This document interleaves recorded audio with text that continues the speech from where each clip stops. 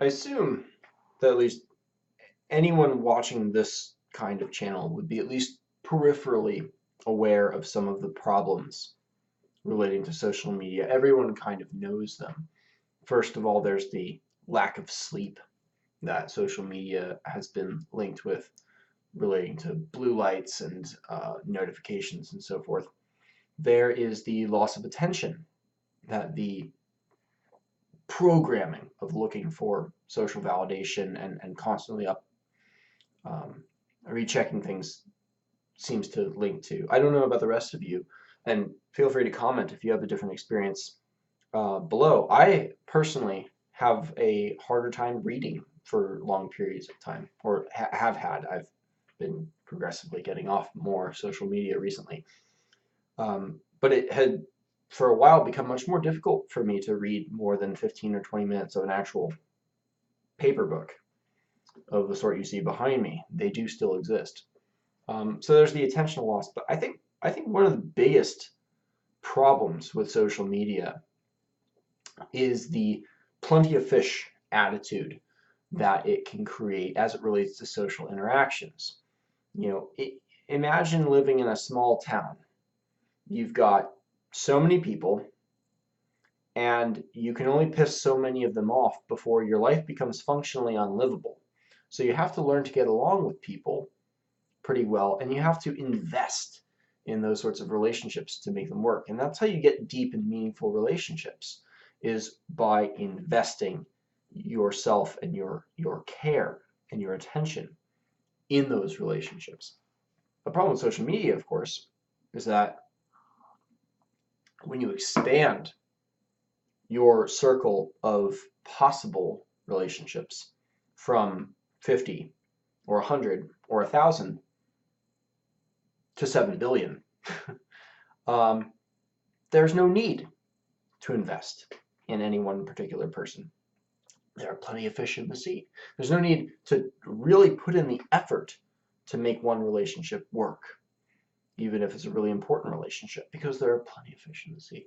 And so you get a lot of transience, you get a lot of superficial politeness without the depth, without the care that makes real, authentic, meaningful relationships between people. And so I think these are um, pretty well known. Maybe not the plenty of fish one as much, but the um, that everyone kind of picks up on them. But most people talk about it only as it relates to social media. And I've noticed that some of the negative effects are not directly tied to social media, but are kind of inherent to the internet itself, which has struck humanity quite suddenly. And in historical terms, it's only existed for about 20 years, and has really taken over things with an unprecedented speed and completion.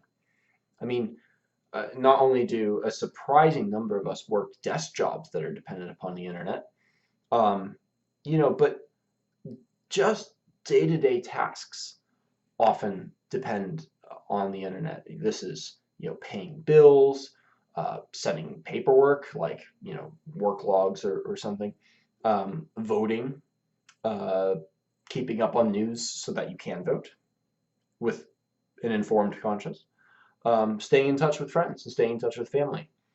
Um, you know, all of these sorts of things, job hunting, all of these sorts of things happen online, and these computers and devices dominate our attention.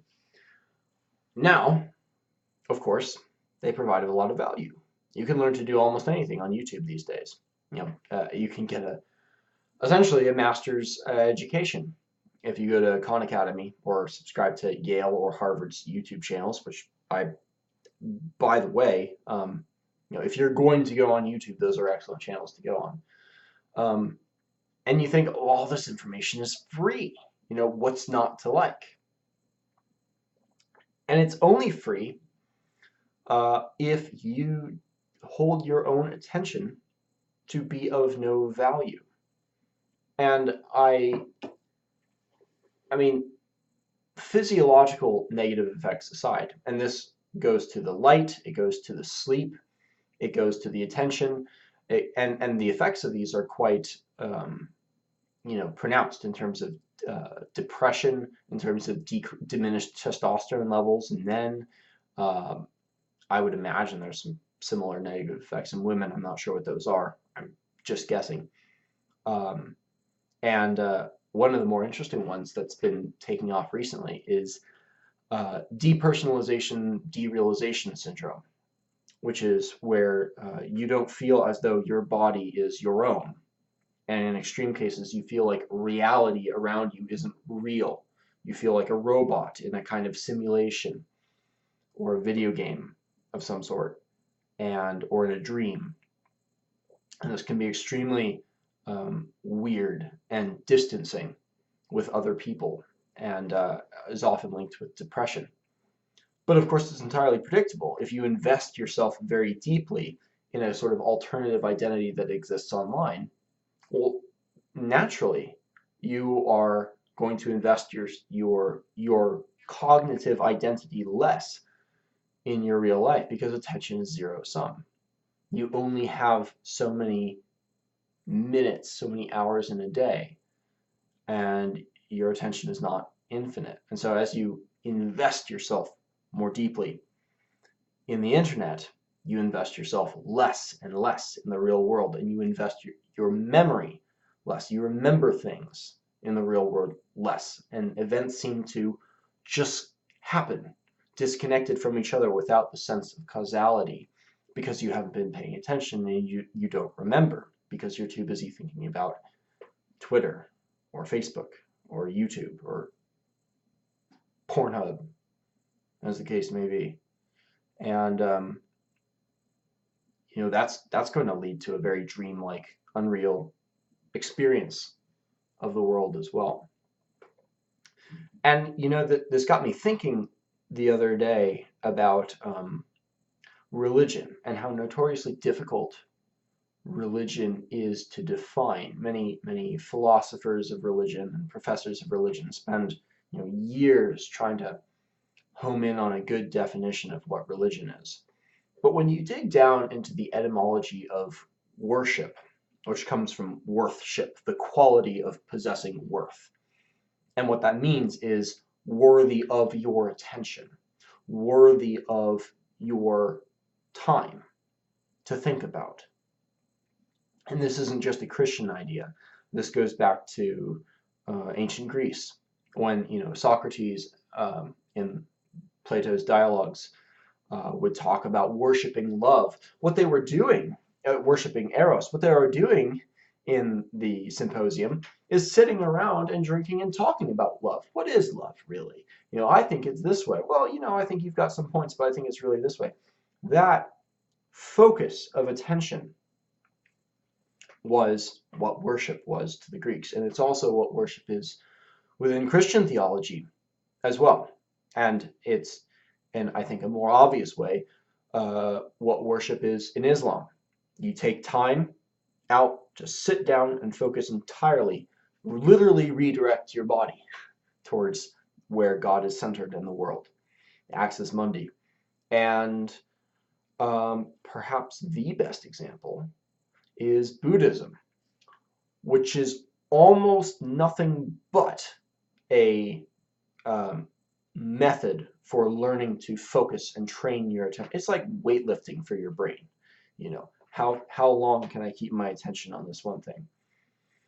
And if you think, if religion is the study of systems of worshiping gods and God, and if a god is defined as an object, as a supernatural deity which one worships, and there are broader definitions of gods, anything that one worships in Christian theology, which leads to idolatry and so forth, then religion is really all about attention. And to bring this esoteric rabbit hole full circle, what's happening is the internet and social media is becoming a religion unto itself, full of its own sort of ritualistic distributions of attention, for lack of a better way of putting it. And there's a cost to this. Religions of old were very carefully designed, it seems, from the outside. And this may seem cynical, but they look like they were very carefully designed to facilitate the cohesion of the societies within which they were practiced. And social media, for all outward appearances of having this aim, they're talking about reconnecting the world, connecting us with each other, connecting us with our friends, seems to be actually having the opposite effect. It's making us physically less healthy and socially, in fact, less connected, because it's giving us all of these kind of outs, whether that's activism online, and we get to meet all of these nameless avatars on the internet who share our cause and will validate us without us actually having to do anything. Or it's something more lonely, like just going to some porn site and getting off and going to bed, or just watching weird YouTube videos or sad music videos until we, cry ourselves to sleep and feel validated because everyone else in our self-selected bubble online also feels sad. The problem is not any one bit of technology on the internet. It is the interconnection itself, the interconnection that is the internet. It is Netflix. It is TED. It is YouTube. It is Twitter. It is being able to get on the New York Times website to check. It is all of these things, and the immediate access to them, and the draw, and people who think that we are responsible for our own actions, which of course we are, but at the same time, we are not the only ones who are responsible for our actions. Anyone who goes into a supermarket and has looked at how much money these supermarkets spend, very carefully arranging everything to optimize the amount of money spent within them. So much money gets spent on that orchestration, and it is well spent, and it does modify behavior in ways that people aren't aware of, and social media has a very similar effect. If you think that your behavior is not being modified, you are naive. You think you are something more than human, and you are not. You have by nature, programmed responses to stimuli just like everyone else.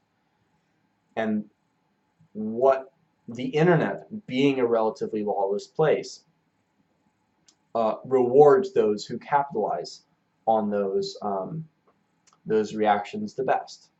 Outrage sells. Anger, fear sell. Deep personal investment doesn't sell as much. But it is, and here's the prediction, it is becoming increasingly obvious to everyone what the detriments of the internet are, what the costs in our own personal lives to having all of this information presented to us, tempting us to spend hours of our lives, years of our lives, really, just giving to the web, caught in the web, as you would. And so my prediction is this. I think that millennials are going to wind up as the most internet invested generation, and not Gen Z. I think we are a few years away, and we're already seeing some on the kind of peripheral edges of society. I think we are going to see a lot more organized movement against the internet. And by organized movement against the internet, I just mean boycotting. I just mean getting off. They won't be trying to ban anything. They won't be trying to outlaw anything. They'll just be moving away, like a maybe less extreme Amish kind of thing. Just getting off the grid, as it were, but really just the internet. They'll just be deleting their accounts and encouraging their friends to do so too, and sharing with their friends, sharing in person, not as I am now. How much better their life is, how much better relationships they have with their family, how much more sex they're having with their spouse, how much more productive they are at work, how much better sleep they're getting, how much better they're feeling from more natural hormone levels, and so on.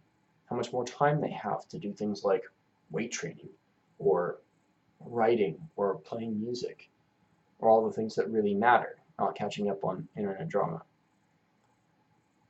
The implications of this are, will depend upon what you're interested in. If you're an investor, then maybe it's time to begin getting out. Maybe it's time to go in hard in anticipation of cashing out. I don't, pay attention to that kind of stuff myself.